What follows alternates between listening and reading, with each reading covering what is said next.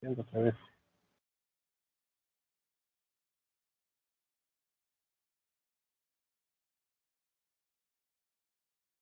Ok, bueno, ya después de haber visto el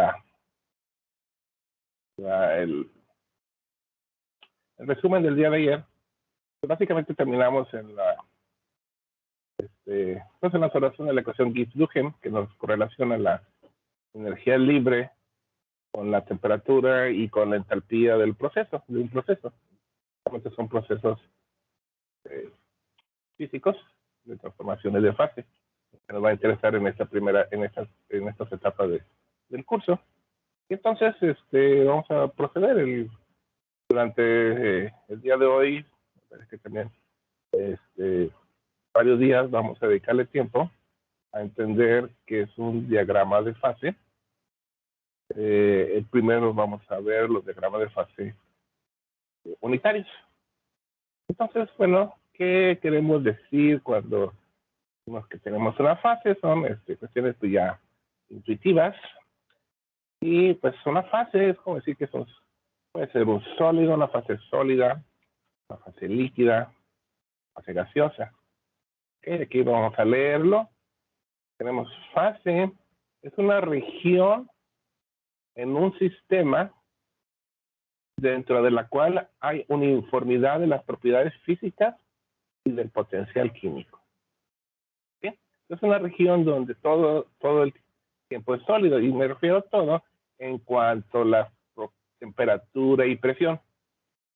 Y veremos que si modificamos la temperatura, nosotros sabemos de antemano que podemos cambiar el estado físico del agua, que es uno de los compuestos más comunes de mencionar. Si la temperatura es baja, el agua es hielo, se convierte en sólido, que le llamamos hielo. La agua es líquida, bueno, pues a temperatura, pues digamos, entre 0 y 100 grados, el agua es líquida. Al sobrepasar los 100 grados, tendremos la transformación de fase líquida a fase gaseosa. Entonces, durante esos parámetros de temperatura, en esos rangos, pues hay uniformidad en las características del agua líquida a 5 grados, el agua líquida a 90 grados. Solamente que tienen diferente temperatura. Por otro lado, veremos, como parte de las cuestiones que hay que discutir en este curso, es que además de la temperatura, es posible modificar el estado físico de la materia modificando la presión. Veremos que cuando aumentamos la presión, estamos comprimiendo la materia y se podría inducir, lo cual pasa, las transformaciones de gas a líquido, de líquido a sólido, e inclusive veremos la noción ahorita tal vez complicada, de que aún en un estado sólido podemos tener diferentes fases, llámese diferentes estructuras cristalinas. Y al tener una diferente estructura cristalina, si bien la materia es sólida, tiene sus propias características únicas. Ejemplo clásico, el carbono. El carbono es una sustancia ahí media frágil, color negro, que cuando se somete a altas temperaturas y altas presiones, es posible lograr una transformación de fase de la fase carbono a la fase diamante. Siguen siendo sólidos, pero sus características y propiedades físicas son muy diferentes. El diamante es muy duro, es transparente, ya terminó el color negro, y pues son sólidos, pero sus propiedades físicas son diferentes. Por lo tanto, en este caso hablamos de la fase diamante y fase carbono, con sus propias estructuras. La fase carbono tiene una estructura, lo que se llama en química orgánica sp2, ¿sí? Y la fase diamante tiene lo que llamamos en química orgánica la estructura sp3. Tiene su estructura completamente diferente a la del carbono. Veremos también en este curso que inclusive hay ejemplos de que la fase líquida tiene posibilidades en algunos casos raros de formar dos fases. Fase líquida de un tipo y fase líquida de otro tipo, las cuales son inmiscibles, o sea, hace que no se mezclan. En una misma posibilidad podemos tener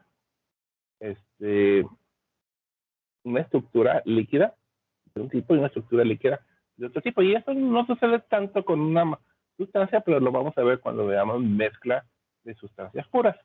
Existe esa posibilidad que en ciertas regiones de temperatura, presión y composición, la fase líquida tendrá una estructura líquida, por decirlo así, de un tipo, y en otras condiciones de temperatura, presión, composición, tendremos otro tipo de estructura líquida, pero que son inmiscibles, que no se mezclan. Y bueno, son cuestiones que estaremos viendo más adelante. Con el gas es más sencillo, ya el gas se verá no tanto en este semestre como en el semestre anterior, el curso anterior, pero sí lo vamos a discutir como que el estado último en que, bueno, pues si todo es muy caliente o a bajas presiones, pues la sustancia tenderá a formar la fase gaseosa, digamos, a escaparse, las moléculas se tienden a escapar de la fase líquida per se en función de la temperatura, y este grafiquito, pues digamos que él lo muestra muy bien. Entonces, aquí tenemos una representación esquemática así es muy sencilla de lo que es la estructura sólida, la estructura líquida y la estructura gaseosa. Donde la estructura sólida que está en el fondo, aquí lo estamos representando como un cubito, el cual tiene sus moléculas, sus iones, etcétera, ordenados en el espacio de una manera pues bastante uniforme, con distancias intermoleculares definidas y sus propias propiedades que hemos dicho. Podríamos decir que es la fase diamante, o más propiamente tal vez sería la fase cloruro de sodio, que tiene este tipo de ordenamientos tipo cúbico en el espacio. Y sabemos, ya lo hemos mencionado, ya se sabe, que se incrementando la temperatura, la fase sólida empieza a adquirir la suficiente energía cinética, de acuerdo a nuestra teoría cinética molecular, y se empiezan a vibrar de más, y cabe la posibilidad de que se empiecen a escapar de sus posiciones atómicas, en las cuales están anclados hasta cierto punto, están vibrando, ya sabemos, pero están en el espacio-tiempo en una misma posición atómica, de una manera estadística en la misma posición. Pero si calentamos, se empiezan a mover, si pueden escapar de esa posición atómica y tienen la posibilidad de fluir, que es una de las características básicas del estado líquido, en el cual los átomos, las especies químicas, se encuentran relativamente cercanas una respecto a la otra, pero tienen la posibilidad de estarse moviendo. Por lo tanto, bueno, pues se pueden reacomodar en el recipiente. Bueno, pues definiciones básicas de que es un estado líquido, se acomodan al contenedor, y si seguimos aplicando la temperatura, vamos a inducir que la energía cinética de cada molécula sea tan fuerte que tendrán la posibilidad de escapar, de alejarse uno respecto a la otra, y estaríamos incidiendo en la transformación de fase a la fase gaseosa, en la cual pues, las moléculas ya tienen suficiente energía, están flotando, pueden abarcar todo el contenedor, o pueden escaparse, estamos en el aire, pero pues se van, ¿no? Se incorporan al aire, estamos dentro de un contenedor cerrado, bueno, van a ocupar todo el contenedor, y las distancias interatómicas, bueno, pues son considerablemente mayores que lo que es en el estado sólido y líquido. En el estado sólido y líquido, sus distancias intermoleculares son similares, pero en el estado gaseoso son completamente alejadas. Y por lo tanto, pues ya hemos visto el semestre pasado que, pues bueno, las moléculas andan viajando, andan chocando, y etcétera, ¿no?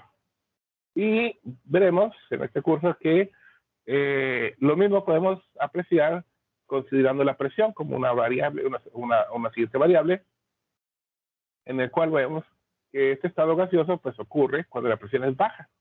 Si no incidimos en tratarla de acercar, bueno, pues el estado sigue siendo gaseoso, pero a medida que incrementamos la presión, estamos comprimiendo, y llegaremos al punto en que se podemos condensarlas, si seguimos comprimiendo, ese líquido lo pasaremos al estado sólido.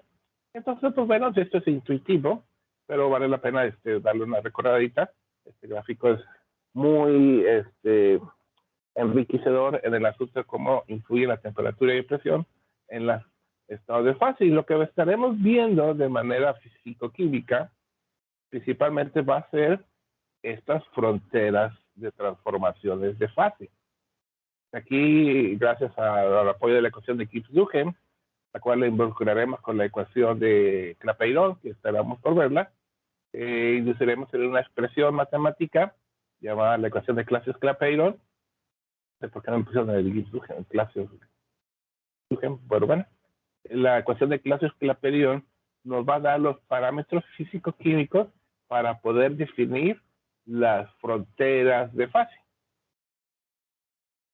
Y esa es la parte así físico-química matemática que estaremos involucrados durante varias semanas. Y pues bueno, aquí tenemos una definición, como la definición de fase.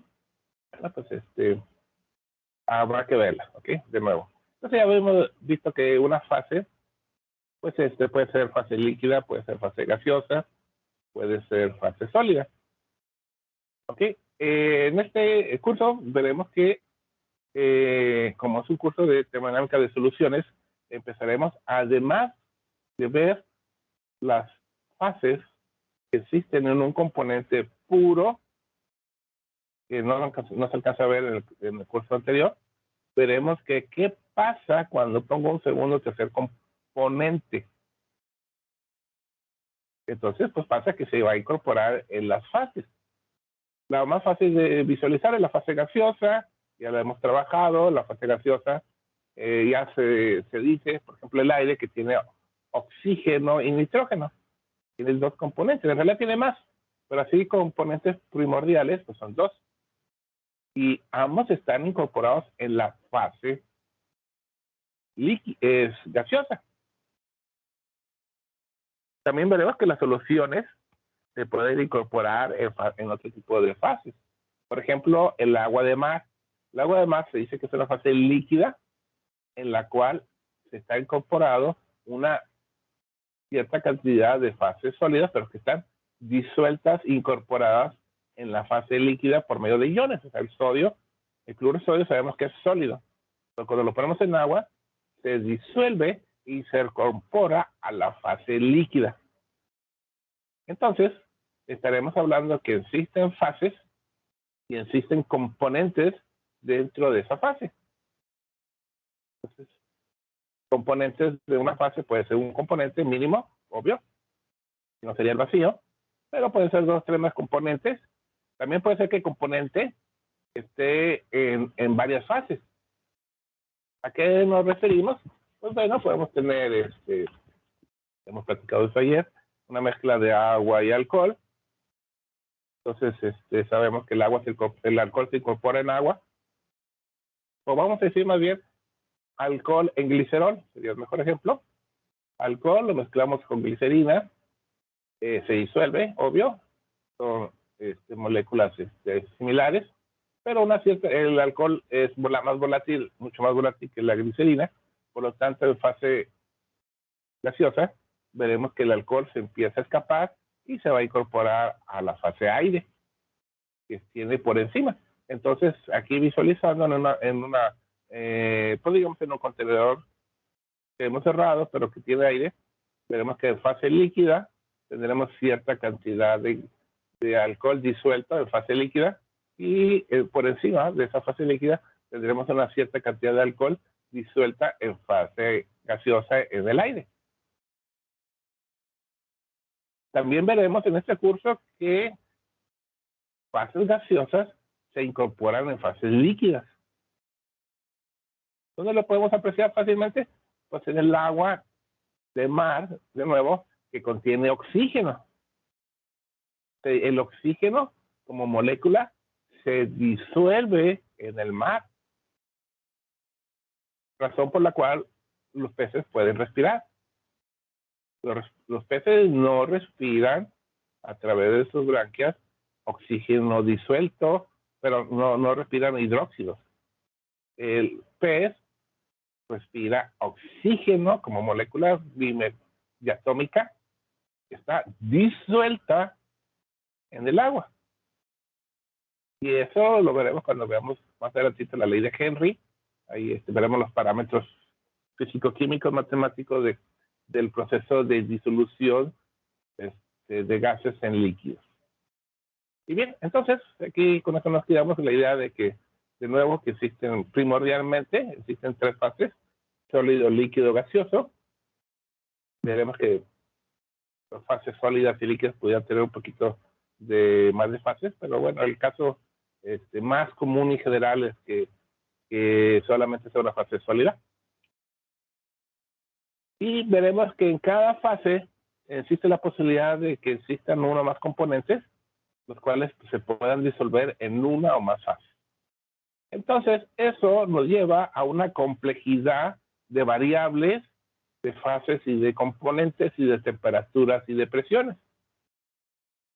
Y veremos que Gibbs, que fue muy activo en la físico-química, proporciona, más adelante veremos, algo que se conoce como la regla de fases de Gibbs, el cual nos hace un intento de correlacionar todas estas variables de número de fases, de componentes en las fases y de la temperatura y presión.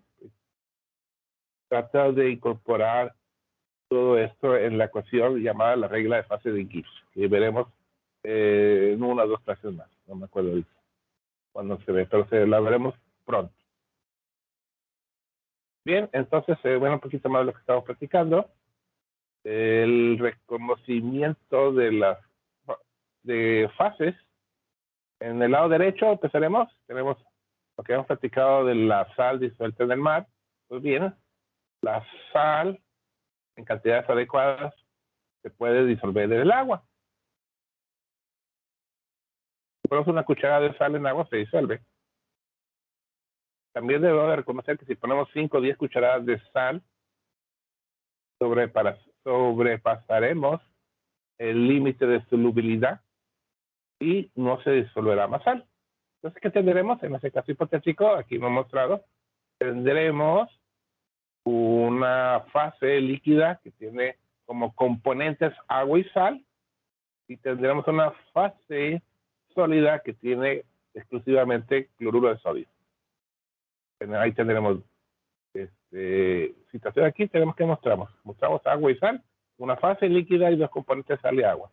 Si le ponemos sal de más, tendremos dos fases y también tendremos dos componentes porque nomás tenemos sal y agua. Aquí tenemos agua y hielo. Interesante ejemplo. En el ejemplo central tenemos dos fases: fase sólida hielo, fase líquida agua. Pero componentes realmente tenemos uno. El agua, todo es H2O. Aquí, bueno, pues aquí se nos cambia el paradigma de fases y líquidos, y tenemos el caso de agua y aceite, que no se mezclan, así a priori. Y tendremos el asunto de tenemos dos fases, una fase líquida aceite y una fase líquida agua, y tendremos dos componentes, la composición del agua y la composición del aceite. Entonces, bueno, y esto lo retomaremos, este reconocimiento de fases y componentes, cuando especifiquemos la regla de fases de Gibbs. Ok, ¿qué tenemos? Bueno, lo que hemos platicado es la parte físico-química matemática que estaremos trabajando en estas semanas, es poder tener la posibilidad de calcular las condiciones de temperatura y presión en las cuales se lleva a cabo la transición de fase. ¿A qué me refiero con esto? Bueno, sabemos que el agua se evapora a 100 grados de temperatura. Vamos a pensar que estamos a nivel de mar. Se evapora a 100 grados y a una atmósfera de presión. Pero esa es solamente una condición termodinámica única entre muchas. Porque, por ejemplo, ¿qué pasa si metemos este sistema a un sistema, lo que conocemos en el laboratorio, sistema de destilación a vacío? O sea, sé que si disminuimos la presión que está por encima de mi líquido, al líquido, al verse con menor presión, porque al final de cuentas lo que lo mantiene en fase líquida es la presión atmosférica que lo está comprimiendo hasta cierto punto. Si le disminuimos esa presión atmosférica, digamos a 0.5 atmósferas, notaremos inmediatamente que necesitaremos menos temperatura para poder evaporar ese líquido que se encuentra a menor presión. Entonces, pues bueno, vamos a decir que a 0.5 atmósferas es probable que el agua se evapore, pues digamos, a 70 grados de temperatura, porque al tener menor presión, las moléculas de agua tienen una mayor tendencia de escaparse de la fase líquida hacia incorporarse a la fase gaseosa. Entonces, ¿qué nos lleva a eso? Que si nosotros cambiamos las condiciones de temperatura o de presión, podemos cambiar la interconversión de fases. Y entonces es parte de lo que estaremos trabajando cuando empezamos a ver la ecuación de Clapeyron. Entonces aquí vamos a leer transición de fase. Una transición de fase es la conversión espontánea de una fase en otra fase. Bien, entonces hay que distinguir la estabilidad termodinámica está basada en los potenciales químicos. Muy bien, metastabilidad, ¿qué nos quiere decir eso? Bueno, más sobre todo la primera. Estabilidad termodinámica, bueno, pues ya lo que hemos mencionado. Si nosotros modificamos la presión, se modifica la temperatura de transición de fase. ¿A eso se refiere? Lo que se refiere a la metastabilidad, están en algunos casos muy particulares. Por ejemplo, el caso clásico de formación de vidrio. ¿Qué se refiere a esto? Si nosotros calentamos el óxido de silicio a la temperatura, o sea, arena, principalmente arena, si calentamos arena que tiene una composición de óxido de silicio, si le pone, bueno, vamos a óxido de silicio, ¿no? Es como que arena, ¿no? Es sólida. Tiene una alta temperatura, me parece que 1500 grados aprox. Si calentamos el óxido de silicio a 1500 grados, se convierte en fase líquida. Pero ¿qué pasa con el caso particular del óxido de silicio? Muy particular, que el óxido de silicio en fase líquida es extremadamente viscoso. Por lo tanto, al ser muy viscoso, las moléculas no se mueven tan fácil. Y si nosotros tenemos la posibilidad de hacer un enfriamiento, digamos, relativamente rápido, ¿qué le sucede a la sílica? Bueno, sucede que si enfriamos demasiado rápido, no le vamos a dar posibilidad cinética de movilidad a las moléculas, a los iones, a lo que estoy presente, para que se reacomoden de nuevo en su fase cristalina.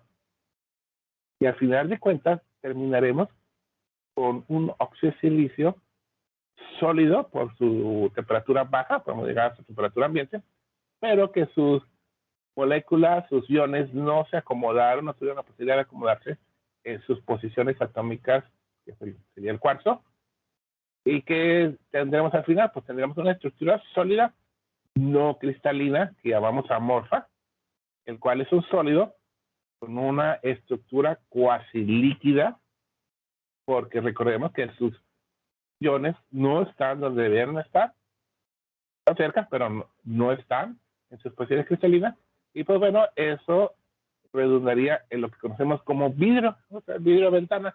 Y si bien el vidrio ventana tiene óxido de calcio, óxido de sodio, y básicamente se les añade eso para que los puntos de fusión sean más bajos, eso por términos económicos, pero terminaremos con una fase que es completamente amorfa vidriosa.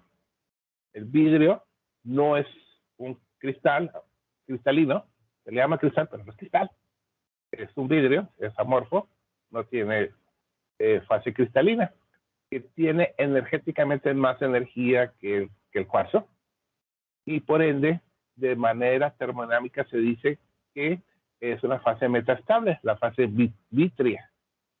Porque si esta fase vítrea, aunque sea de manera muy lenta, se está interconvirtiendo en fase cristalina. Se desvitrifica, como se le llama, se desvitrifica, ¿qué pasa? Que se forman cristales. Entonces, pues bueno, eso es, no creo que redundemos más allá de esta mención de la metaestabilidad. Tenemos de nuevo nuestras transiciones de fase. Eso es algo bueno que se ve en muchos cursos, desde primaria a secundaria. Los nombres: evaporación, condensación, deposición, sublimación, enfriamiento y fusión. Así que pues bueno, es algo que ya es material conocido. Este sería como que el ciclo del agua, es algo que se ve mucho en primaria, en secundaria, etcétera. Entonces, pues transición de fase es la transformación de una fase sólida a líquida, es el proceso de transformación. Y aquí en este curso veremos las condiciones termodinámicas de temperatura, presión en que esto ocurre. Y más adelante veremos las condiciones de temperatura, presión y composición. Añadiremos una tercera variable en que esto ocurre. Bueno, eso ya lo hemos mencionado, lo que lo vamos a remencionar. La fase sólida tiene posibilidades de alotropía, habíamos mencionado el nombre, o polimorfismo. Habíamos dicho que, por ejemplo, el carbono puede tener estructuras de carbono o estructuras de diamante. A esa posibilidad de los sólidos de tener dos o más tipos de estructuras diferentes, pero siguen siendo sólidas, se le llama alotropía o se le llama polimorfismo. Pueden tener diferentes formas. El hierro, aquí vemos, el hierro puede ser a lo que se conoce como el hierro delta, que tiene esta estructura cristalina cúbica centrada en el cuerpo. Si enfriamos, pasamos una transformación de fase a la estructura hierro gamma, el cual tiene una estructura cúbica centrada en las caras. Y si seguimos enfriando, pasaremos a otra siguiente transformación de fase, a la fase hierro alfa, el cual de nuevo tiene una estructura de típico cúbico centrada en el cuerpo, pero bueno, las distancias interatómicas sí varían una respecto a la otra, y entonces a este fenómeno de varios tipos de estructura cristalina se le llama alotropía, son alótropos o son polimorfos. Y pues bueno, no estudiaremos tanto, pero debemos reconocer que existen. Tenemos más adelante un ejemplo para el carbono, veremos el diagrama de fase de carbono, creo que está ahí en su, no me acuerdo si está en su evidencia o lo veremos más adelantito, pero lo que sí veremos, sí me acuerdo, es que veremos el diagrama de fases del agua extendido, porque el agua, el hielo, tiene alotropía, y bastantes, aunque no lo crean. Tienen más de 10 fases cristalinas posibles, además del hielo. Eso se conoce como hielo 1, hielo 2, hielo 3, pero son cuestiones más bien de laboratorios científicas, pero que existen y habrá que reconocer su existencia. Bien, entonces, pues bueno, continuando, existe el concepto de curva de enfriamiento, el cual nos ayuda en el laboratorio tener la posibilidad de detectar las condiciones de temperatura en las cuales pueden ocurrir las transformaciones de fase. Generalmente lo que hacemos se podría hacer en el laboratorio, y lo van a hacer ustedes más adelante cuando veamos propiedades coligativas, es tener una fase caliente o a temperatura ambiente, y la vamos a proceder a enfriar. Tenemos, cuando se vea la ebullioscopía, verá usted en su casa, vamos a tener un agua que la vamos a calentar, se va a evaporar, vamos a decir a 96 grados, porque recordaremos que no estamos a nivel de mar. Sería bueno, pero no. Estamos a 500 metros de altura, por lo tanto, a medida que estamos en mayor altura, la presión atmosférica disminuye, por ende, la temperatura de ebullición del agua va disminuyendo a medida que estamos subiendo en altitud. No es la misma temperatura de ebullición a nivel de mar que en Ciudad de México. Existen diferencias drásticas de cambio de temperatura de ebullición. Y pues bueno, una curva típica de enfriamiento, pues se tiene agua caliente y se le deja enfriar. Realmente lo hacemos respecto al tiempo. Y pues bueno, veremos que si nosotros tenemos un termómetro asociado a este enfriamiento, veremos la cuestión es que si lo dejamos, o sea, calentamos algo y lo dejamos de calentar, pues ese algo se va a enfriar de manera espontánea. Tratarse de equilibrar con el medio ambiente, de acuerdo a la ley, ¿cuál de todas? La ley cero de la termodinámica, la tendencia a la equilibración de temperaturas. Y si estamos en un medio ambiente que está a 20 grados y si nuestro sistema material está a 100 grados, obvio decir que si rompemos la fuente de calentamiento de manera espontánea, se va a enfriar la sustancia. Y como el medio ambiente es demasiado grande, pues bueno, el medio ambiente no lo va a pasar. La distribución de temperatura va a ser muy amplia que no se va a detectar, pero sí se va a detectar la temperatura en el sistema. Entonces, si tenemos un termómetro, vamos a observar un incremento, pero vamos a observar algo curioso. Podríamos observar algo curioso en los puntos de transformación de fase. Vamos a hablar de la transformación de fase sólido, líquido, líquido, sólido. ¿Ok? Entonces, si el líquido se está enfriando, se está enfriando, se está enfriando, vamos a llegar a un punto de los 0 grados. Suponiendo que yo estoy dentro de una cámara ya no estoy de medio ambiente, porque tendría que tener una fuente de temperatura vamos a decir, en este caso, de 20 grados bajo cero.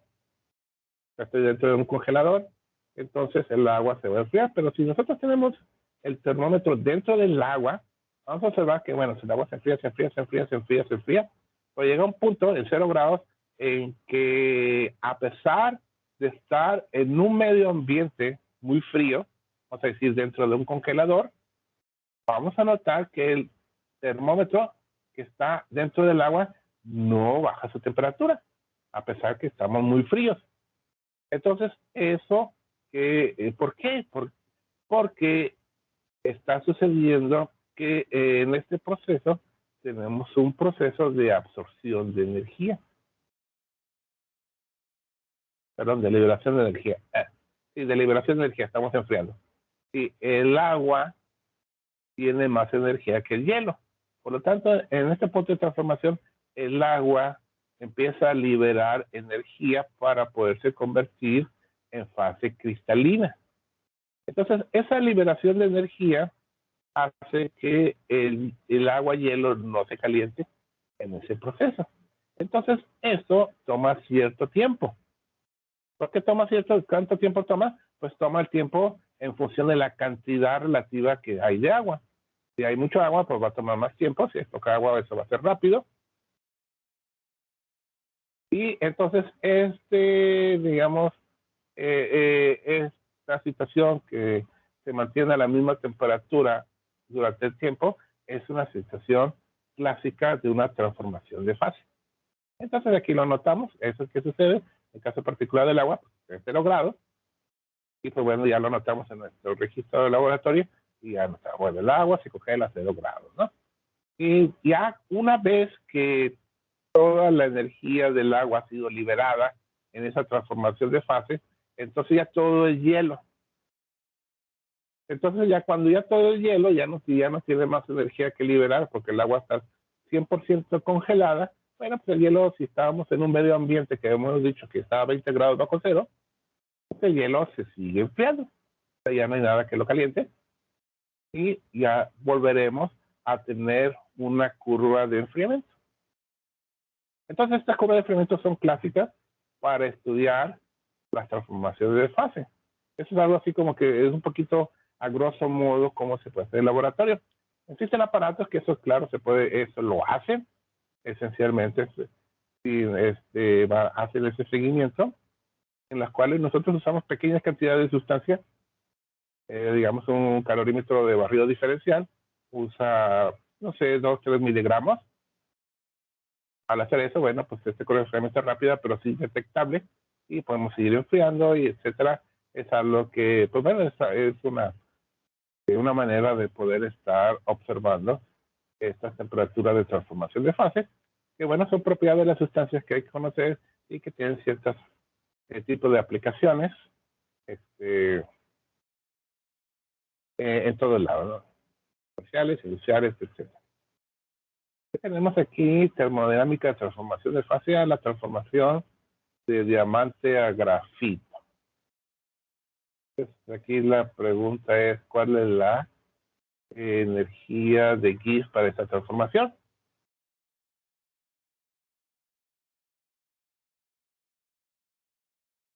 Que nos dice que la posibilidad de transformación de diamante a grafeno es plausible, sin embargo, es tan poca que por cuestiones cinéticas no ocurre.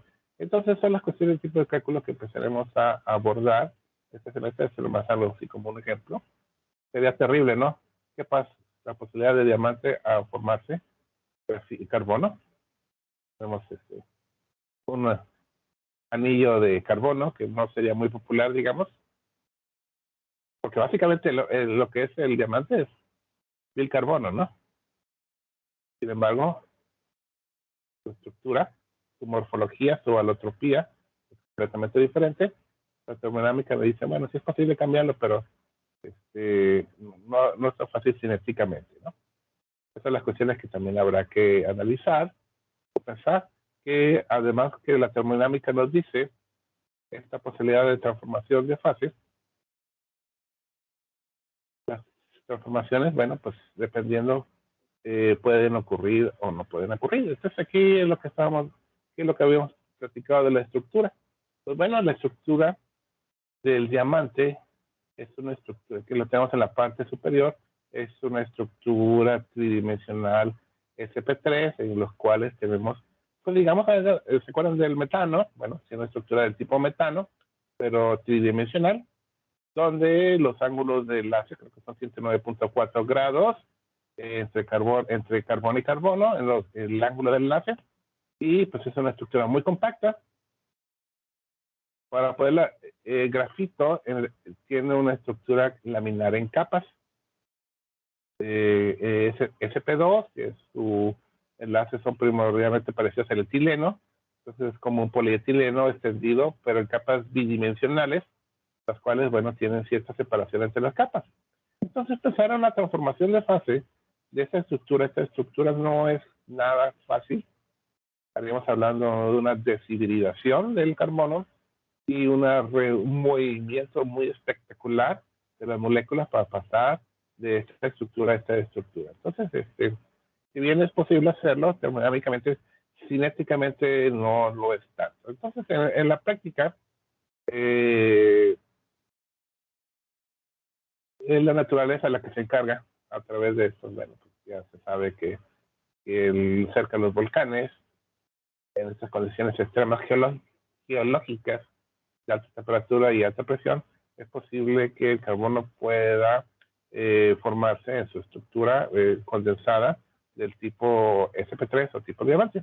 Pero en la mayor parte del tiempo el carbono pues, se va a formar en la estructura sp2. Y es por eso que los diamantes son cosas raras, pero una le otra por raro de la naturaleza, y por lo tanto, por eso su aprecio y su precio del diamante, ¿no? Entonces aquí vemos que esta transformación de diamante, carbono, carbono, diamante no es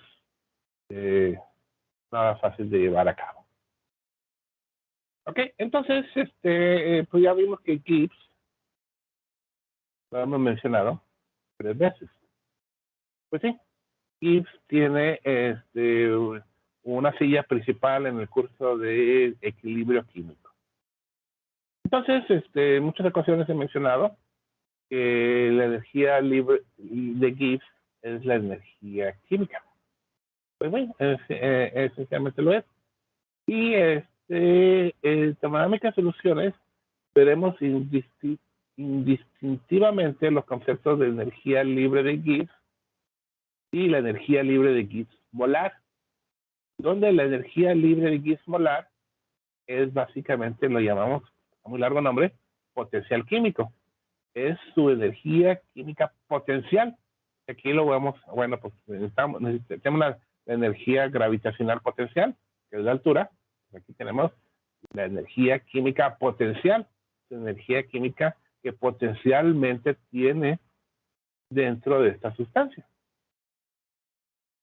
la cual varía de sustancia a sustancia. ¿Por qué empiezan a ser populares las baterías de litio en los coches? Ya no tanto en los celulares, ahora en los coches. Porque el material litio tiene electroquímicamente una alta potencial químico de energía por unidad de masa volumen. Por ende, bueno, pues es posible coexhibir el asunto de baterías para coches, algo ya es una realidad. Y bueno, eso se debe a su alto potencial químico que tiene sustancia litio comparado con otros materiales. Entonces, el potencial químico, pues ya dijimos que la energía libre de Gibbs molar, o sea, hace que la energía libre de Gibbs dividido entre el número de moles, y pues veremos que pues también lo podemos ver de una manera más elegante, como la relación de cambio, la razón de cambio de la energía libre de Gibbs en relación a los números de partículas que lo componen. Entonces, si hablamos de un solo componente, bueno, pues eso no tendría sentido porque ya nomás sería energía libre de Gibbs entre la cantidad de moles que tiene ese componente, pero eso va a tener más significado cuando hablamos de dos o más componentes, porque tendremos posibilidades de las variaciones de composición. Entonces, eso se retomará cuando vamos a ver el concepto de unicomponente en cuanto al diagrama de fase, pero una vez que lo habremos cubierto, empezaremos a preocuparnos, bueno, además de cambiar la temperatura y presión, ¿qué pasa si pasamos a una situación de dos o más componentes? ¿Cómo pasa el diagrama de fases? Primero, y segundo, bueno, si tenemos dos o más componentes, ¿qué pasa con su composición de esos componentes? ¿En qué me afectan a mis procesos de transiciones de fase? ¿Cómo se afecta un diagrama de fases en ese sentido? Y bien, entonces, pues la potencial químico es la energía libre de Gibbs molar. Entonces, pues son conceptos equivalentes hasta cierto punto.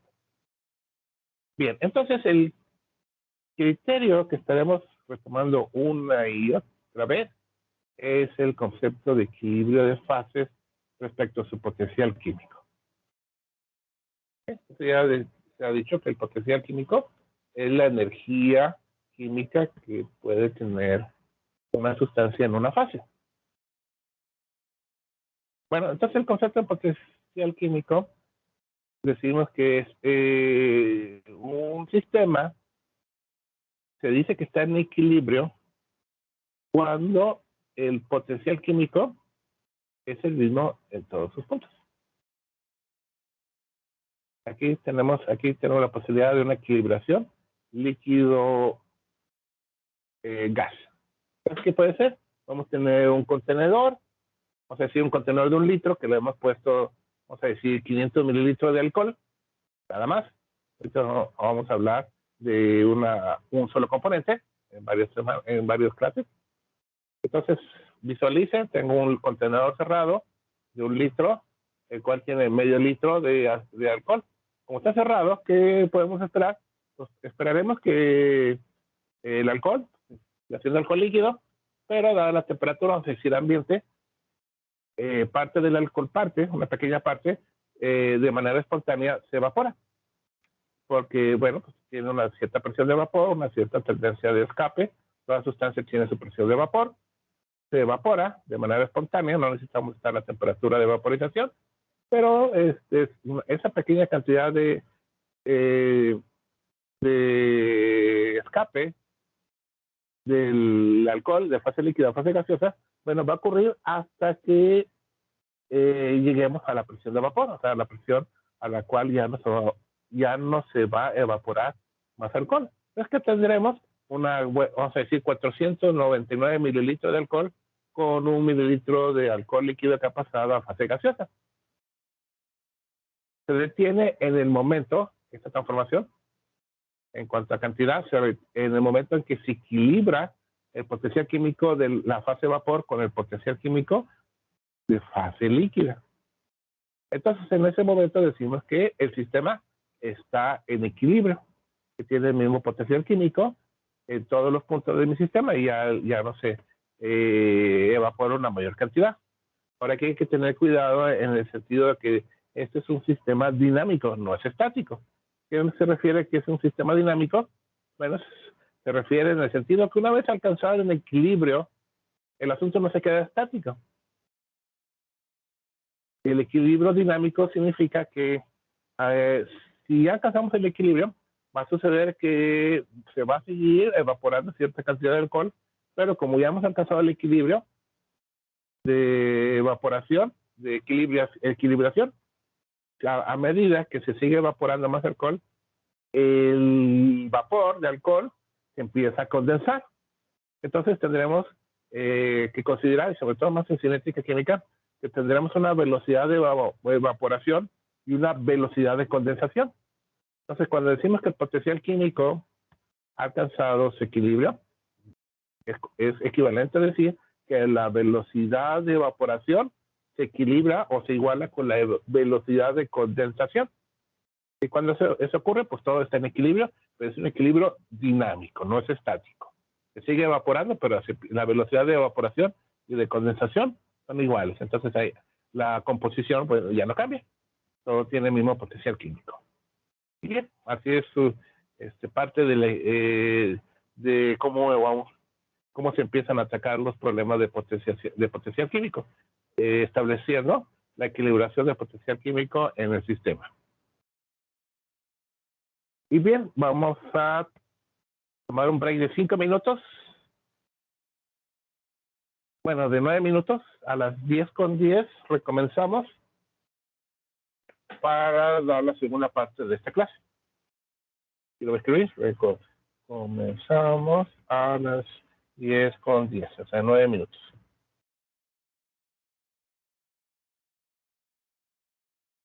Buenas noches.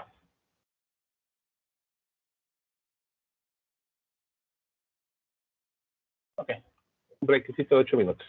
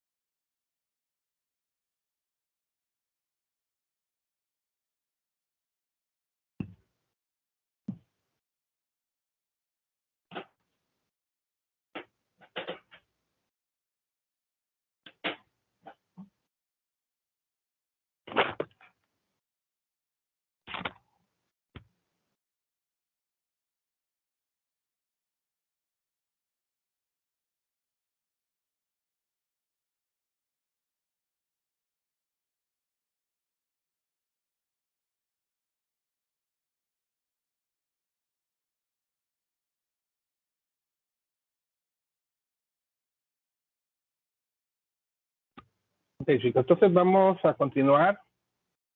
Que hemos platicado el diagrama de fase, para acá, para allá, de que las condiciones de ebullición del agua se pueden cambiar modificando la presión, lo que es una operación típica de destilación de al vacío que se hace en laboratorios de química orgánica. Lo habrán hecho con esta cuarentena, pero es algo que ocurre. Bien, un diagrama de fases hay que verlo como un mapa, y no el mapa de Dora la Exploradora, sino un mapa físico-químico. Tenemos que el mapa nos dice, nos habla de regiones y de fronteras, como cualquier mapa. Regiones donde ciertas fases son estables y las líneas son las fronteras donde ocurren las transformaciones de fase. Fase sólida, fase líquida, fase gaseosa. Y bien, aquí vemos que si existen líneas, quiere decir, de nuevo, que si modificamos temperatura o presión de transformación de fase, modificamos la temperatura de transformación de fase. Entonces, vemos que estas líneas de frontera son importantes en el sentido que nos habla de la estabilidad de la fase sólida, pero que si bajamos, por ejemplo, aquí estoy en el hielo, si lo bajamos la presión al hielo suficiente, podemos transformar el hielo en fase vapor. Otra cuestión, también existe aquí, está marcada la sublimación, la transformación directa del sólido al gas sin pasar por estado líquido. ¿Cuándo puede ocurrir? Pues en condiciones de bajas temperaturas y bajas presiones. Sin embargo, si ya la temperatura es suficientemente grande, pues ya no es posible pensar que eso es posible. Hay que necesariamente pasar por el estado líquido, pero no es del todo requerido. Podemos sublimar o podemos pasar a fundir y luego a ebullir. Veremos también que la sublimación es la suma de la fusión más la suma de la evaporación de dos procesos físico-químicos, porque al final de cuentas los estados inicial y final son los mismos.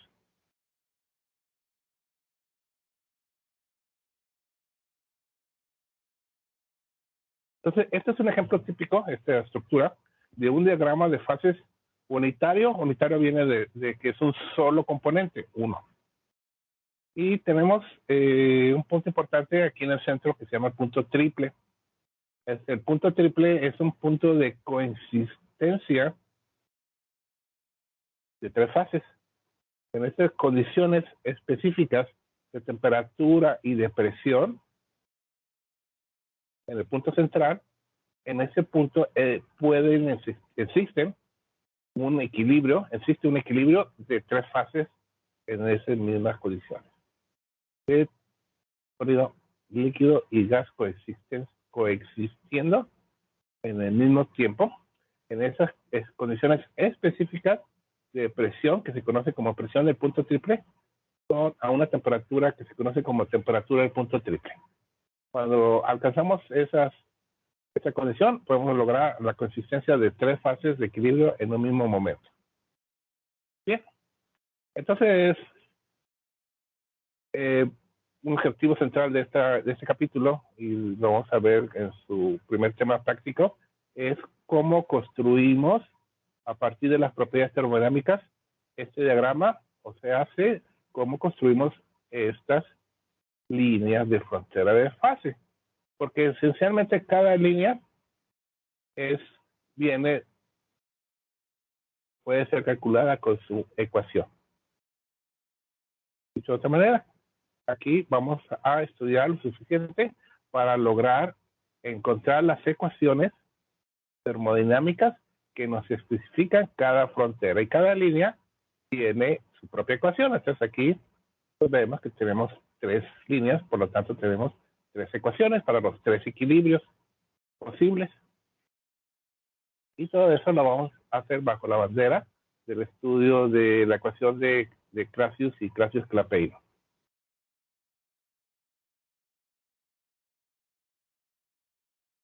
pero bueno, eso todavía no lo veremos bien en la ecuación. Ahorita estamos viendo la estructura general del diagrama de fases.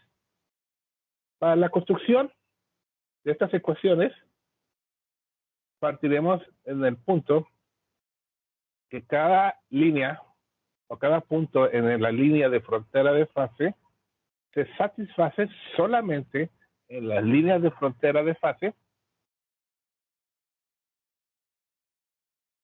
solamente en las líneas de frontera de fase. Un segundito, aquí tengo un delay.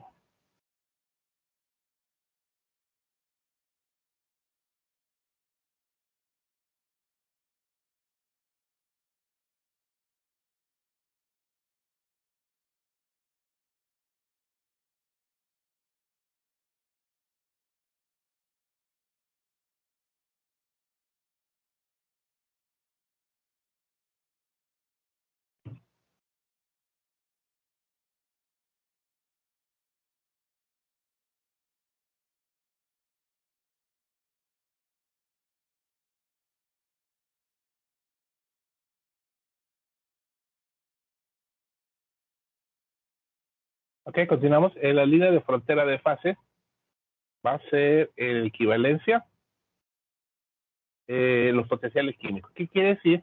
Que las ecuaciones que se van a generar para cada línea, para cada frontera, van a partir de la condición de equilibrio de potenciales químicos.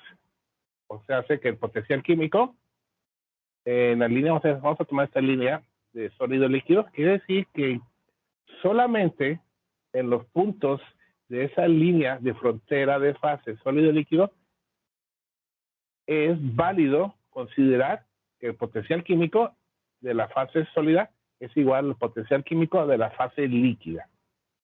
Ergo, están en equilibrio. O sea, hace que en cada línea, ahí están las líneas de equilibrio. Vamos a empezar en el agua. En el agua podemos tener el agua a 0 grados, condiciones estándares, podemos tener hielo sobre nadando el agua y vamos a tener el equilibrio sólido líquido. En el momento en que se está transformando el sólido líquido, líquido sólido, hielo, agua, agua, hielo, ese punto en particular es un punto dentro de esta línea de frontera de fase. ¿Ok? Entonces,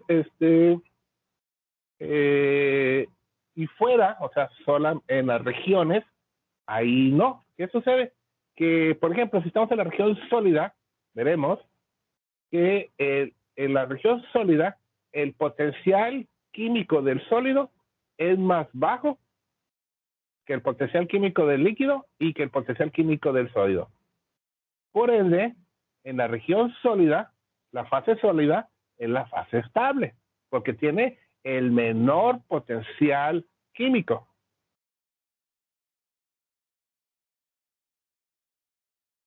Porque veremos que el potencial químico puede depender de la temperatura y de la presión. Entonces, en las condiciones de temperatura y presión que equiparan el potencial químico del sólido con el potencial químico del líquido, va a ser única y exclusivamente en la frontera de fase. Entonces, no olvidar, las líneas son llamadas frontera de fase y solamente en las líneas ocurre la equilibración de los potenciales químicos que redunda en una equilibración de las fronteras de equilibrios de fases, ¿no? Entonces, estas condiciones solamente son válidas en la frontera. Fuera de la frontera predomina la fase. El potencial químico de la fase sólida pues, es menor. Recordar que cuando se habla de Gibbs, siempre se habla que si es más negativo, el más espontáneo es más estable. Mientras más negativo sea, también mientras más bajo sea el valor. Y pues bueno, eso lo vamos a retomar en varias ocasiones cuando veamos ya realmente las ecuaciones que van a emanar a partir de estas consideraciones de equilibración de potencial químico, el cual solamente es únicamente válido en las fronteras de fase. Hemos platicado, pero a lo mejor no lo hemos definido así,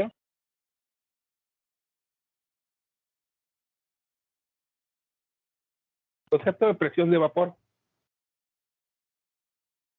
La presión de vapor es la presión que exerta o emana un líquido, un sólido también, hacia el medio ambiente a raíz de la posibilidad de que las moléculas que están en la superficie puedan transformarse o escaparse hacia, digamos, el aire o la fase gaseosa. Ya más o menos lo he practicado. Entonces, cuando pasa del estado líquido al estado gaseoso, el estado gaseoso empieza a ejercer ya una presión. Ya por la teoría cinética molecular, las moléculas se empiezan a mover más rápidamente, chocan las paredes de su contenedor, ergo produce una presión.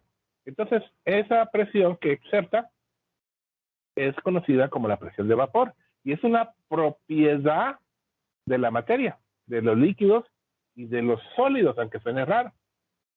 ¿Cuál es la diferencia? Bueno, que los sólidos tienen mucho menor presión de vapor que un líquido. Y dentro de líquidos hay líquidos con baja presión de vapor, como la glicerina, como aquellas sustancias que son muy viscosas, la, la miel, etcétera, o aquellas sustancias que se evaporan, pero así, sabemos que si podemos poner un vaso de glicerina, un vaso de agua y un vaso de gasolina o éter, pues eso se va a ir rápido, el éter o la gasolina. El agua va a tardar algunos días, pero se va a evaporar. Si estamos hablando de un vaso abierto, ese que me estoy tomando, o si, si la glicerina pues va a tardar mucho tiempo, pero eventualmente, un año o dos, tal vez, o más, se va a evaporar, aunque sea raro. Y un sólido también exerta presión de vapor. ¿Cómo es que no lo vemos? Es que en las condiciones de presión atmosférica, el sólido, claro que no se evapora. Pero, recordando las cuestiones de diagrama de fases, un sólido, si le bajamos la presión, lo ponemos en vacío, la posibilidad de ese sólido se puede evaporar y se incrementa bastante. Por ejemplo, en la laboratorio que tenemos allá materiales 2, tenemos una máquina que puede evaporar plata u oro, no me acuerdo cuál otro, pero ¿qué pasa? Ponemos nosotros pepitas de plata porque de oro están muy caras y lo ponemos dentro de una máquina que llega hasta 10 a la menos 6 pascales. 10 a la menos 6 pascales. Es una ultra bomba de vacío. Es bastante única. Y le aplicamos un poquito de energía eléctrica, lo calentamos a unos 100 grados. Entonces, la plata en esas condiciones se evapora. De hecho, se llama la máquina evaporador físico de metales. Es una mera evaporación. ¿Por qué? Porque hemos reducido suficientemente la presión de vapor atmosférica en esas condiciones para incidir en la posibilidad por un ligero calentamiento en que la plata se puede evaporar. Entonces, pues la plata se evapora. ¿Para qué lo queremos? Pues para fabricar celdas solares necesitamos un contacto eléctrico, eventualmente. Bien, entonces eso es presión de vapor. Es la presión que exerta la materia de la posibilidad de que sus moléculas se puedan escapar. Y entonces, es una propiedad de la materia.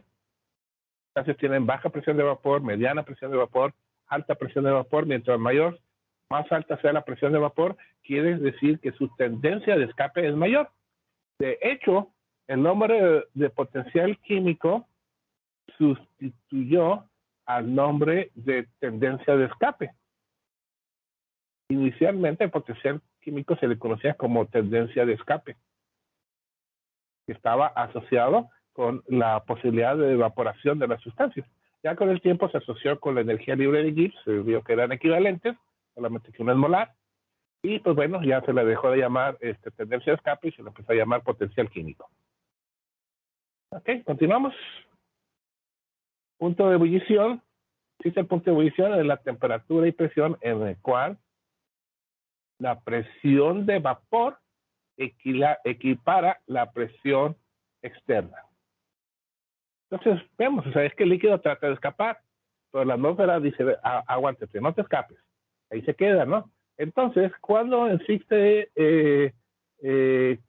la evaporación, cuando la presión de vapor puede sobrepasar la presión atmosférica, y cuando las condiciones normales tenemos una atmósfera y calentamos la sustancia lo suficiente para que presión de vapor sea igual a la atmósfera, puede ser ese equilibrio dinámico que hemos platicado, cuando la presión de vapor generada por mi sustancia equipara una atmósfera y es equiparable con la presión atmosférica que está encima de esa sustancia, entonces decimos que esa temperatura en que esto ocurre es la temperatura de ebullición estándar.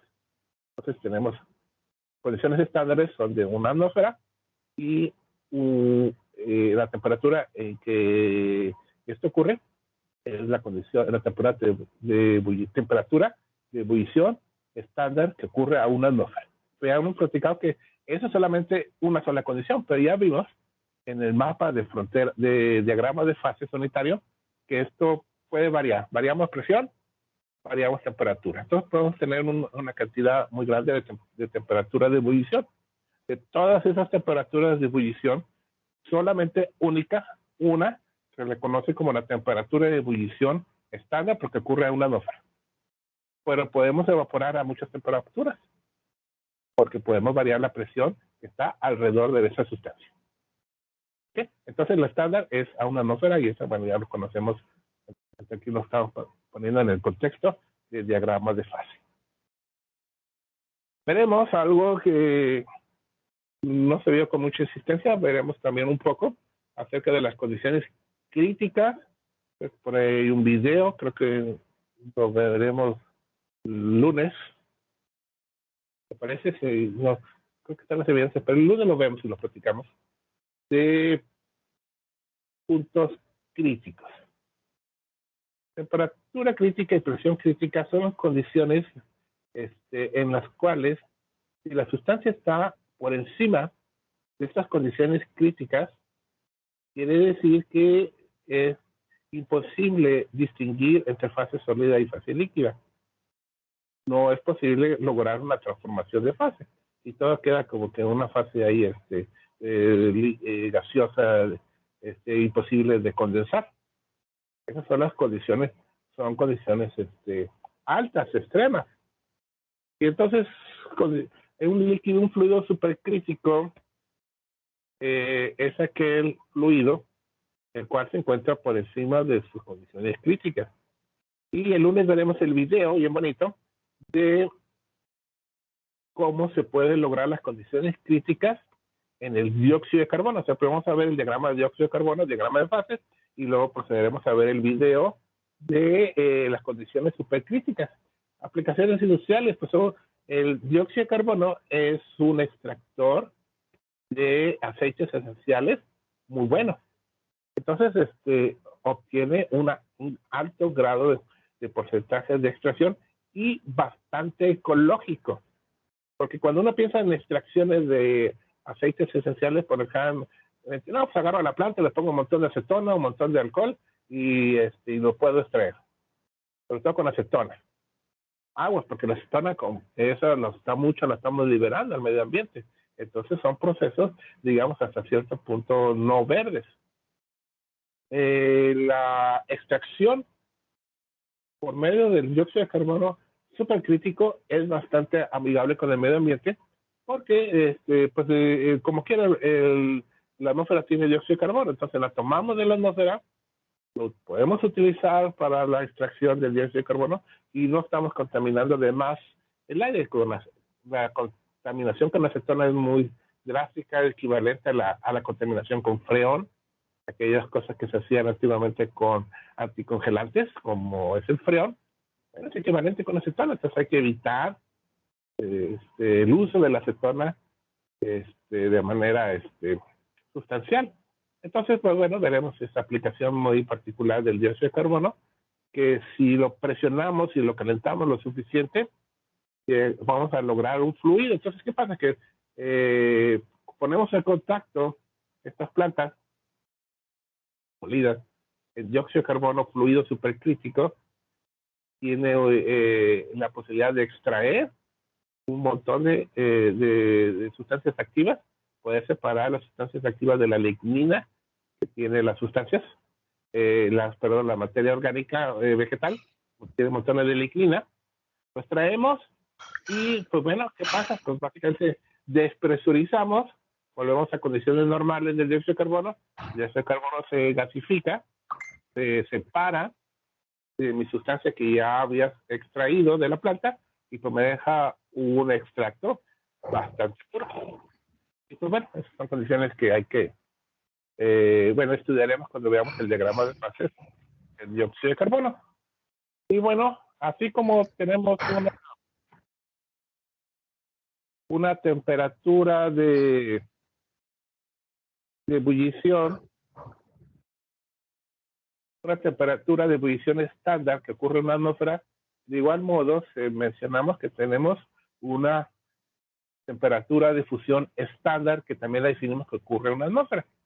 Entonces, bueno, pues es nada más conciliar lo que ya conocemos de condiciones normales y estándares de una atmósfera, de fusión y de temperatura y de ebullición, pero no olvidar, no es la única temperatura en que pueden ocurrir estas transformaciones, solamente que las condiciones en que se ocurre a una atmósfera se le conoce como estándares solamente, pero hay muchas condiciones de transformaciones de fase. Y bien, el punto triple que hemos mencionado, que ya lo tenemos bien marcadito, aquí el punto triple es el punto de coexistencia en que estas tres ecuaciones, estas tres líneas de frontera de fase coinciden. En el punto en que tenemos el equilibrio, la posibilidad de equilibrio sólido, líquido y gaseoso. Y también vamos a ver un video de o creo que lo ven en su evidencia, me parece que en su evidencia ya lo van a ver, en la construcción del diagrama de fases para el ciclohexanol, me parece, o ciclohexano. En el ciclohexano es posible poder observar el punto triple. Vamos a tratar de verlo en la próxima clase, cuando después de ver el video del fluido supercrítico de dióxido de carbono, tenemos el video de cómo se consigue las condiciones de punto triple para el ciclohexano, que pues bueno, está cerca de las condiciones normales. Básicamente se agarra el ciclohexano, se pone en una cámara de vacío, se aplica vacío y se logra una condición crítica bien bonita. Se lo pueden buscar en YouTube si lo quieren ver. No, pues el lunes los vemos. ¿Qué sucede? Que el ciclohexano llega un momento en que es sólido, es líquido y es gas al mismo tiempo. Y está muy bonita esa práctica. Claro, no la hacemos elaborar nosotros porque no tenemos posibilidad de cámara de vacío, casa.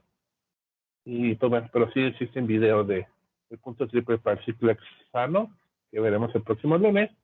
Esta es una curva de enfriamiento, ya no la voy a platicar porque ya la vimos, esta curva de enfriamiento. Bueno, ¿qué podemos? No, pues es básicamente la misma hace rato, solamente que aquí, en vez de asociarla con el tiempo, está asociada con el calor. Recordarán que hemos dicho que cuando pasamos de líquido a sólido hay liberación de calor. Bueno, pues ¿qué tanto calor libera? Pues va a liberar tanto calor como nos da la calor de fusión.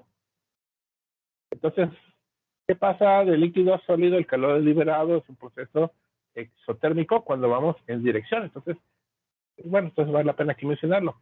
Hay que tener cuidado cuando establezcamos los signos de las transformaciones de fase.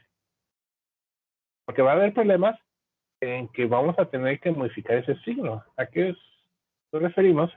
Pues bien, si nosotros hablamos de la transformación de líquido a sólido, vamos a tener que hablar que la entalpía de fusión se va a liberar, o sea, se va a ser negativa en esa dirección. Pero cuando ustedes busquen este dato en tablas, la entalpía de fusión tradicionalmente se reporta en positivo, porque en las tablas se publican los resultados del proceso de pasar de sólido a líquido. Entonces es cuestión de tenerlo claro. Si yo quiero pasar de hielo a agua, necesito calentar. Si necesito calentar, el proceso es endotérmico, ergo la entalpía de fusión es positiva. Pero si yo voy en el sentido inverso de pasar de líquido a sólido, yo necesito extraerle calor al líquido, quitarle calor al líquido para poderlo congelar, enfriar, solidificar. Entonces, en ese sentido de dirección del líquido a sólido, la entalpía de ese proceso, entalpía de solidificación, es negativa. Y la entalpía de fusión, que es el paso de sólido a líquido, es positiva. Entonces hay que tener cuidado de no confundirse, poner positivo, negativo, negativo, positivo. ¿Se acordarán? Es que de un sentido se llama de un modo y del otro sentido se llama de otro modo. Pero no solamente eso, sino en un sentido la entalpía es positiva y del otro sentido la entalpía es negativa. Cambia el sentido y eso viene a colación del uso de la ley de Hess, de la entalpía de reacción, que tienes que tener cuidado, que cuando invertíamos el sentido de mi reacción, teníamos que invertir el signo de mi entalpía. Y aquí ocurre exactamente lo mismo. Cambiamos el sentido de la reacción. En este caso no es una reacción, es un proceso físico, pero seguimos con la misma aplicación de la ley de Hess. Cambiamos el sentido, cambiamos el signo del proceso, ya sea físico o proceso químico. Y bien, veremos la regla de fase de Gibbs el día de hoy. Me acuerdo que lo veíamos hoy. Bien, ya habíamos hablado de los términos componente y de fase. Entonces vamos a hablar de un tercer componente, de un tercer no componente, un tercer concepto.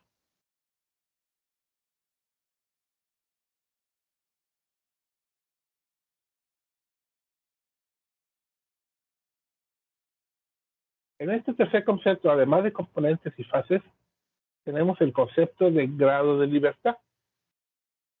El grado de libertad, en otras palabras, es el número de variables que vamos a tener desconocidas. O la variancia. Es el número de variables independientes que necesitamos precisar para tener el contexto de mi diagrama de fases, ¿no? Entonces, habíamos platicado, sin más, tenemos más componentes, incrementan las variables a estudiar. Si tenemos más fases, se incrementan las variables. Entonces, la regla de fase de Gibbs nos da una correlación entre el número de variables que necesitamos conocer. ¿Ok? Entonces, algo que hay que tener en cuenta en la regla de fase de Gibbs, que siempre vamos a tener como variables por conocer la temperatura y presión. Digamos, continuamos. Entonces, esa per se es la regla fase de Gibbs. Ya entonces tenemos C es el número de componentes que hemos practicado. En los diagramas de fase que estamos viendo ahorita, el número de componentes es igual a 1, porque son unicomponentes. Tenemos más adelante el diagrama de fases en que tenemos 2, 3 o más componentes. Las fases pueden ser el número de fases presentes en equilibrio. En un diagrama de fases que ya vimos ahorita, unicomponente, vamos a tener regiones. Entonces, habíamos platicado que era mapas. Vamos a tener regiones en que solamente hay una fase, fase sólida, una sola fase líquida, una sola fase, y una fase de vapor, una sola fase. Pero vamos a tener regiones en que tenemos equilibrio de fases. ¿Cuáles son? Son las regiones de frontera de fase. Ya hemos platicado. En una frontera de fase hay equilibrio de fases. Por ende, en un punto dentro de la frontera de fases, vamos a tener dos fases. Fase líquida y fase vapor. Hay un equilibrio de fases. Y claro, está decir que en el punto triple que ya se dijo que es un punto en que coexisten las tres fases, en ese punto en particular, el número de fases es igual a 3. Entonces ya estamos viendo que la regla de fases, pues básicamente va en concordancia con los diagramas de fases. Y va a variar el número de variables necesarias para determinar de acuerdo a la regla de fases, donde F es el grado de libertad. F se conoce, F viene del inglés freedom o degree of freedom o grado de libertad, el número de variables. Y vamos a tener un 2 involucrado, donde el 2 involucrado ya son dos variables per se por conocer, llámese temperatura y presión. Y pues bueno, aquí viene composición, pero composición está acá en una C. Entonces, ya hemos platicado en un diagrama de fases, tenemos la necesidad de conocer temperatura, presión y composición como parte del conocimiento de este diagrama de fases. Entonces, ¿qué nos dice así a priori esta ecuación? Nos dice que el número de variables se incrementa con la composición, más compuestos, más número de variables. Tenemos como variables por conocer el 2, pero cuando tenemos más fases se reduce el número de variables por conocer. Vamos de nuevo a regresar. En el punto triple tienen muchas fases, tiene 3 fases. ¿Qué quiere decir? Que el número de grados de libertad en el punto triple puede ser menor que otro grado de libertad en otro.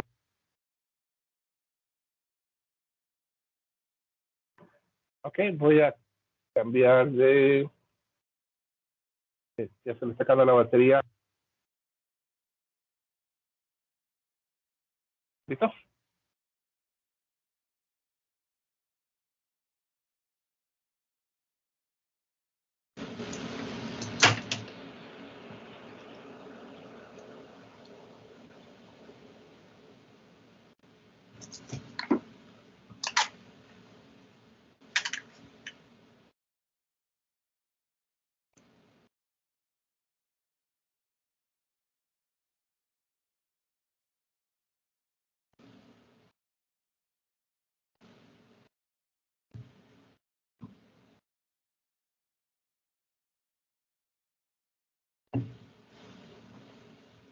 Ok, continuamos.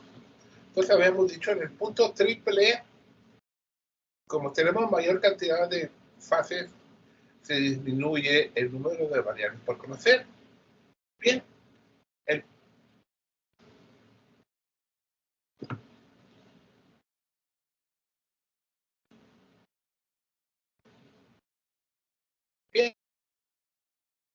Bien. Es un punto propiedad de la materia. Es un punto único para cada sustancia. Quiere decir que si es único, vamos a decir que es univariante. Solamente es un solo punto. Entonces, en el punto triple, como es único, para cada sustancia se dice que el grado de libertad para el punto triple es igual a 0, porque es único. Por lo tanto, no necesitamos calcular ni saber nada. Es único para este compuesto. Y a medida, vamos a ver que en cada línea, ¿qué sucede en la línea de frontera de fases? Tenemos 2 fases, ya no tenemos 3. Entonces, si ya dijimos que en el punto triple, el número de grado de libertad es 0, porque es univariante, es inamovible, es único, entonces, si quitamos una fase, ahora son 2 en vez de 3, quiere decir que ahora tenemos un grado de libertad en las fronteras, en las líneas. En la frontera de fase, el número de grado de libertad es igual a 1. Quiere decir que si yo establezco una temperatura, inmediatamente la presión se especifica, porque a cada temperatura de transición se asocia una presión. Entonces, si yo asocio una presión, inmediatamente sé la temperatura. Si yo asocio una temperatura, inmediatamente asocio la presión. Es una sola variable, solamente es una variable por conocer, porque tenemos una restricción de frontera de fase. Y si decimos, bueno, ya no estamos en frontera de fase, ahora estamos en una fase, o así en la fase sólida. Estamos aquí en la O de la sólida. Bueno, ¿qué sucede? Que ahora solamente tengo una sola fase, por lo tanto se me vuelve a incrementar las variables por conocer. ¿Qué quiere decir esto? Que, por ejemplo, si yo digo, bueno, pues tengo esta temperatura en una fase sólida, sí, puedo tener temperatura, pero tengo muchas posibilidades de presión. Entonces, para cada punto, la contesto en dos variables. Necesito especificar temperatura y presión. Son variables por conocer. ¿Cómo lo podemos asociar aquí con la regla de fases? Pues bien, recordando, componentes es igual a 1.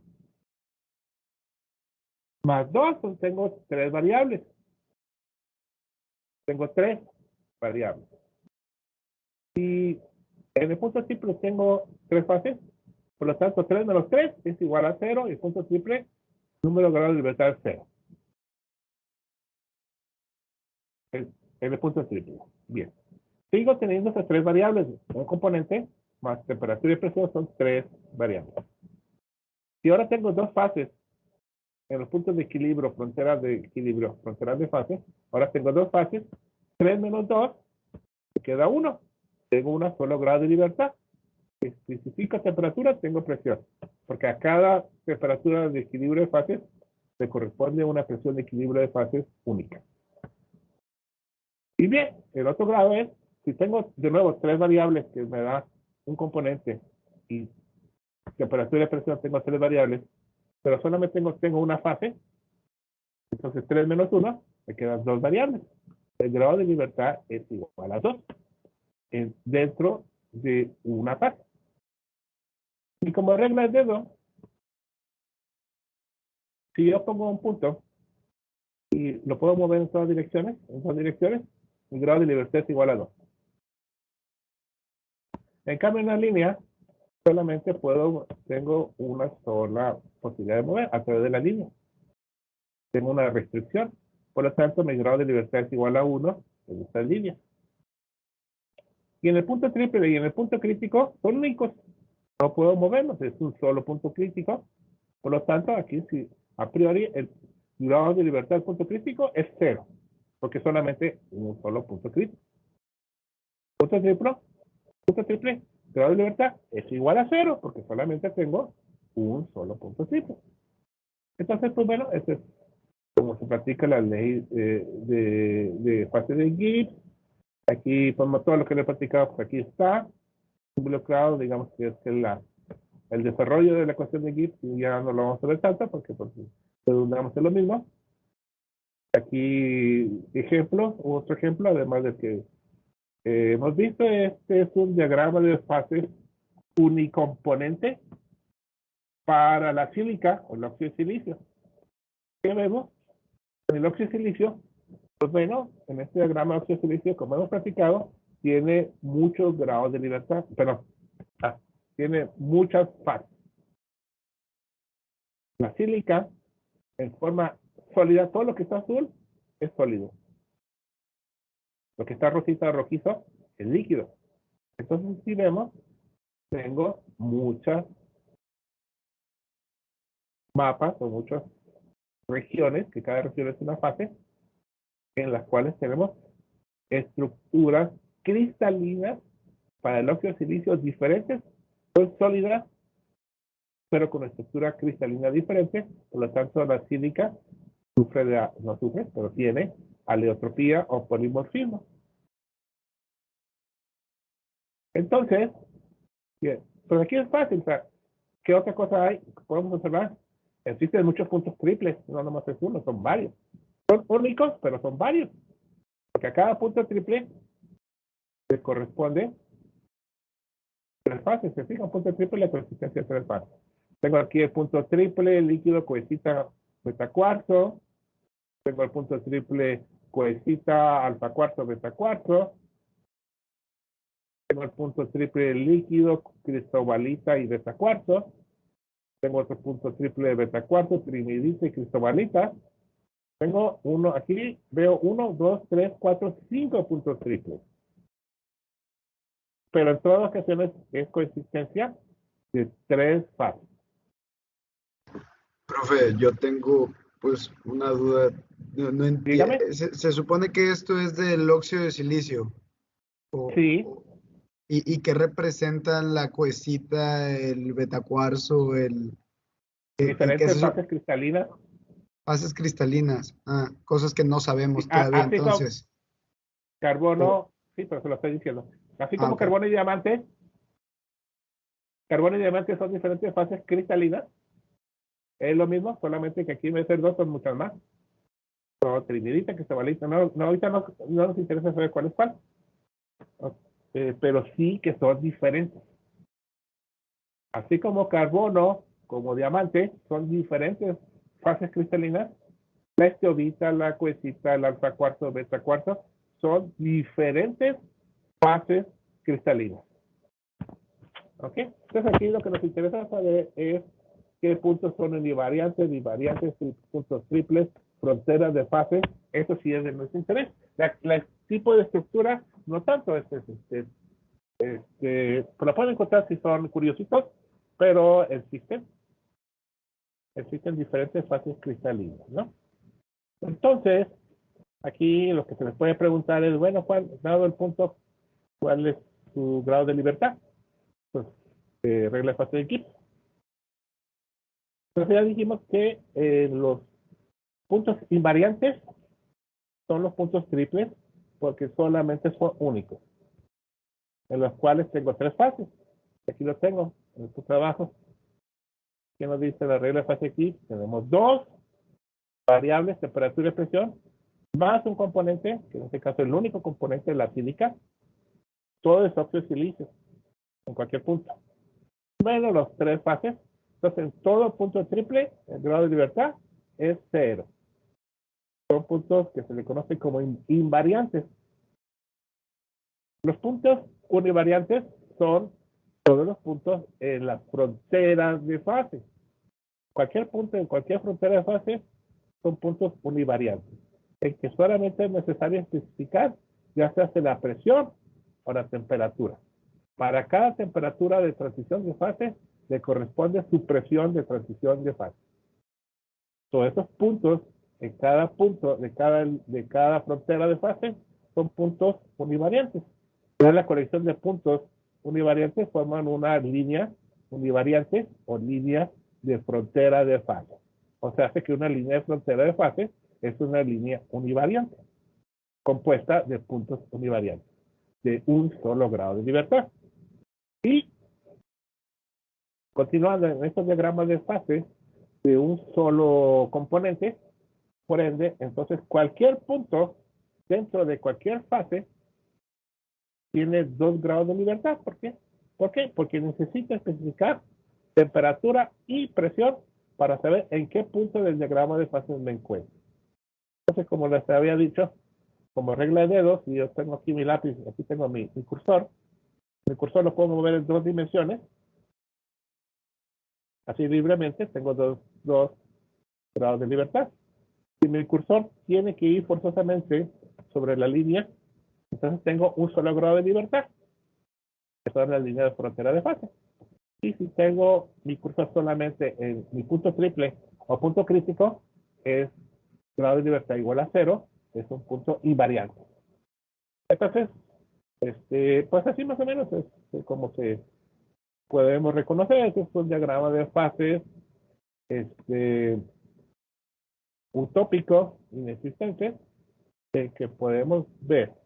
Aquí tenemos la importancia de ver.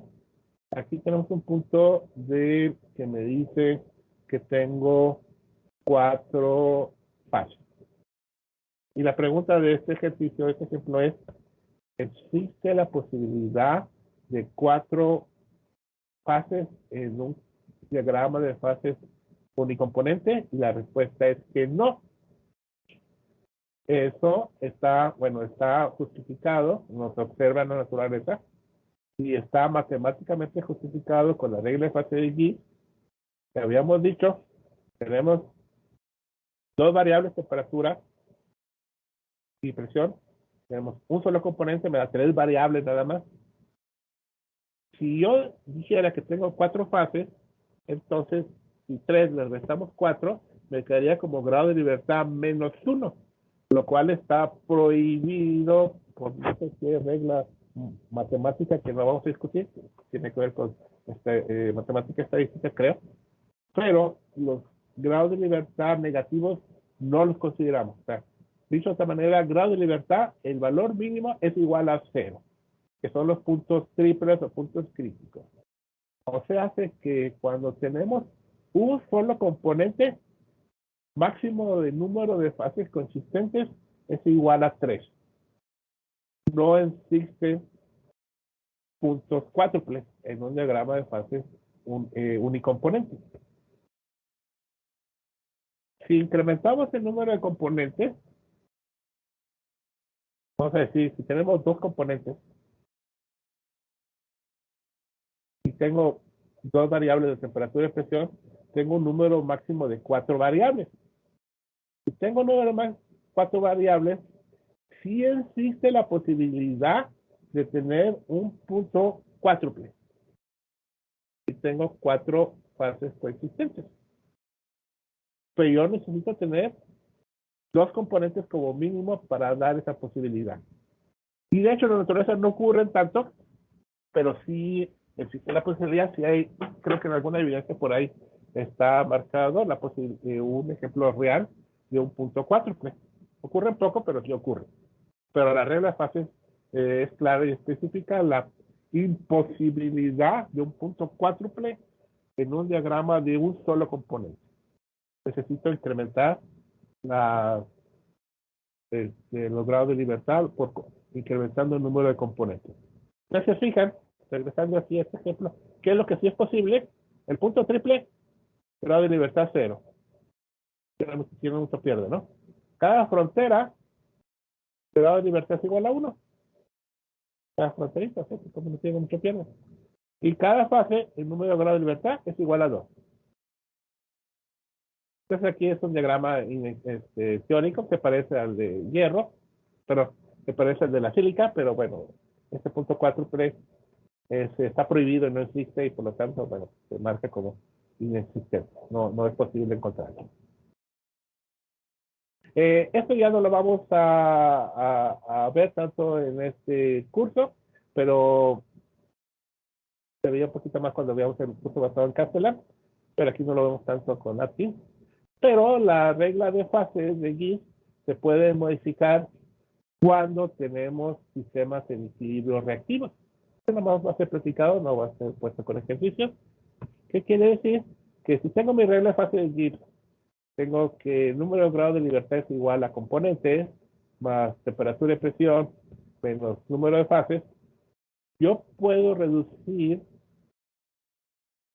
las variables si yo tengo sistemas reaccionantes. Porque por cada sistema reaccionante yo tengo un equilibrio químico. Y si yo tengo un equilibrio químico, tengo una ecuación de equilibrio. Y yo, al tener una ecuación extra de equilibrio químico, voy a reducir el número de grados de libertad, el número de variables, porque yo voy a tener una ecuación de igualdad extra. No vamos a trabajar mucho más en ello, pero quiere decir que por cada, si dentro de mi diagrama de fases tengo componentes que reaccionan, yo puedo reducir el número de grados de libertad, porque simplemente sea lo que reacciona, tengo una constante de equilibrio, tengo una ecuación extra de equilibrio, yo tengo por cada ecuación extra que tengo, yo disminuyo el número de grados de libertad. Esta es cuestión de matemáticas y de soluciones de sistemas de matemática lineal que se conoce, que si cálculo de variables por ecuaciones. Por cada ecuación extra tengo un número de grado de libertad menos. Entonces, si incremento por cada reacción, una ecuación de equilibrio, y por lo tanto un grado de libertad menos.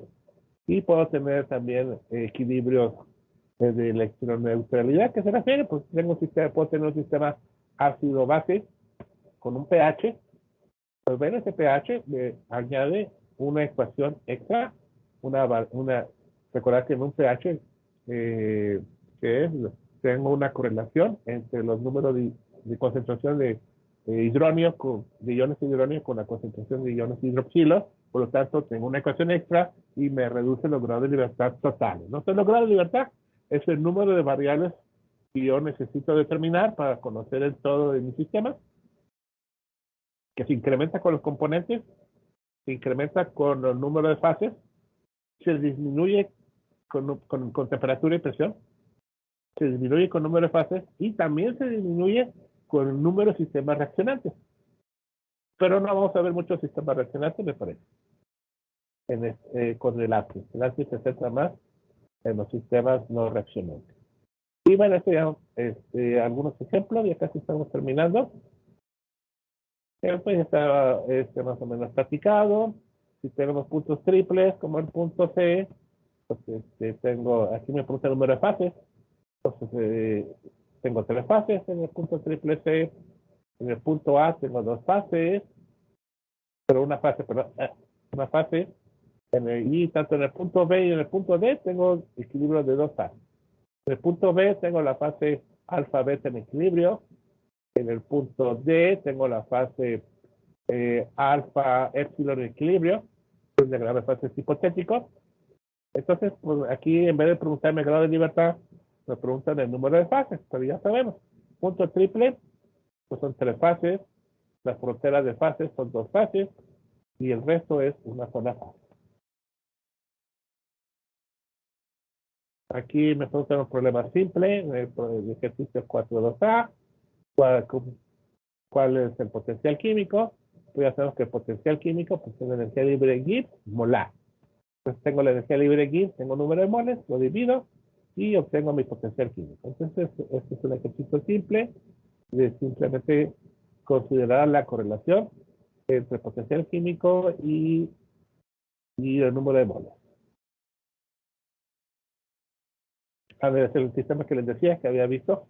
¿Qué pasa cuando cuál es el número de fases máximo que puede encontrarse en un sistema de 2 componentes? Entonces ya lo he dicho, si tenemos 2 componentes, 2. Si tengo temperatura y presión, tengo 4 variables posibles. Entonces puedo tener hasta un grado de libertad mayor como 4. Entonces 4 es el número máximo de fases. Porque en un sistema de un componente, el número máximo de fases es igual a de consistencia es 3. Por ende, si tengo 2 componentes, el número máximo de fases que pueden consistir es 4. Si fueran componentes 3 componentes, el número de máximo de fases que pueden consistir, por ende, son 5. Y así sucesivamente. Entonces, a mí me entró la curiosidad, bueno, un ejemplo de un punto cuádruple, pues bueno, me puse a escarbar literatura y me encontré este diagrama de fases, es el diagrama de fases del óxido de litio, óxido de boro, y pues bueno, buscando, escarbando, porque no es fácil, ya casi no hay. Aquí, el punto rojo está en una composición aprox de 54 de óxido de boro, a una temperatura aprox de 620 grados, está marcado con un punto rojo. Sucede que en este punto rojo es una consistencia de 4 fases en este sistema de 2 componentes. Aquí tenemos, ¿qué fases son? Se fijan aquí más como una crucita. Aquí lo marqué en la parte de abajo de este diagrama de fases, de consistencia de 4 fases sólidas. Y aquí ocurre algo similar a lo que habíamos visto tanto con el carbono diamante como con la sílica. Son estructuras cristalinas con diferente morfología cristalina. Ahorita no queremos saber cuál es su estructura, sino simplemente saber reconocer que la posibilidad de la existencia de este punto cuádruple, de 4 fases en equilibrio y en este diagrama de fases, que el nuevo diagrama de fases que es un mapa de temperatura, presión, en este caso es un mapa de temperatura, de composición. Muy bien, entonces aquí tengo marcado mi punto 4. Pero de hecho batallé bastante para encontrar este ejemplo, porque son raros, pero sí existen. No hay quíntuple, si batallé para encontrar una cuádruple, pues el quíntuple de Gibbs nos dice que es imposible, como por lo que ya hemos comentado. Este problema que nos dice en un diagrama de fases común y corriente de unicomponente, si la condición es de que fases es igual a 1, representa un diagrama de fases en área, línea, punto, cómo interpreta el valor de fases. Bueno, un poquito como que, bueno, es por dar lo mismo. Puntos triples son puntos invariantes, como la fase es igual a 0. En cada punto de cada frontera de fase, su grado de libertad es igual a 1, una línea invariante, univariante, perdón. Univariante, grado de libertad igual a 1, cada frontera de fase. Y las fases tienen, pues, 2 grados de libertad. Entonces aquí está, si es fase igual a 1, entonces grado de libertad es igual a un componente menos una fase más 2, que son temperatura y presión, es igual a grado de libertad 2. Entonces ya lo practicamos esto lo suficiente. Entonces, básicamente aquí está este ejemplo y eso es así como que así a grosso modo, en un diagrama de fases unicomponente o unari, que se llama en inglés, donde hay 2 grados de libertad, está marcado con sus flechas. Donde hay 2 grados de libertad, son los puntos, cualquier punto de la fase. Donde hay 1 grado de libertad de cada frontera, punto de la frontera. Donde hay 0 grados de libertad en los puntos triples. Hay 0 grados de libertad. Y este punto que es cuádruple, ya sabemos que está prohibido en este diagrama de un diagrama de fase. Y bueno, aquí tenemos una foto de nuestro amigo, bueno, de Gibbs, que estableció muchas ecuaciones termodinámicas que vamos a estar viendo a través del tema. Bueno, chicos, ese es el término de esta clase. Voy a terminar de grabar.